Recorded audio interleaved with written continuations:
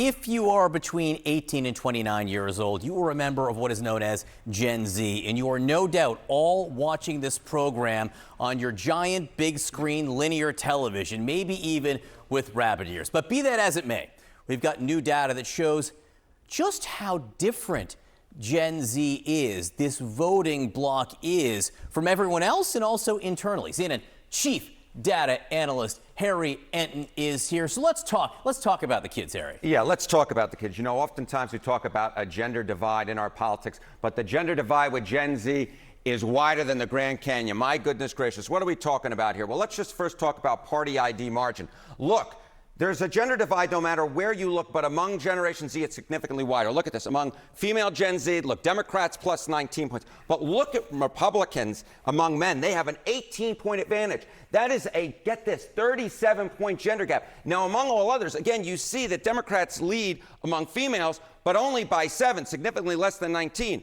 And then among all others male, again, you see a Republican lead, but instead of plus 18, it's plus 13. So what we see is a gender gap of 20 points among all others. And get that, 37 points, nearly double among Generation Z. As I said, the gender gap is a Grand Canyon wide, baby. It's like it's magnified. It's trends we see in overall society magnified in Gen Z. What if you look inside that generation at some of the splits there? Yeah, you know I like to dive deep into that data. So I think it's just so important, the attributes. It's not just on politics, it's about how they see life. So Generation Z, important in your own view of success. Having children. Look at this. Male Trump voters, 34% say that is important to your own view of success, having children. That ranks number one on the list of attributes that a recent NBC News poll put out. Now compare that to female Harris voters saying having children is important in your own view of success. It's only 6%. That's 28 points less. And get this, on the list of attributes, it ranks last. So ranking last for female Harris voters having children in your own view of success compared to ranking numero uno to male Trump voters. Again, a schism a mile wide. And again, you have something sort of the mirror image of that in a way, right? You're exactly right. Okay, so having kids is one thing. How about this attribute? Okay, important in your own view of success. Having emotional stability.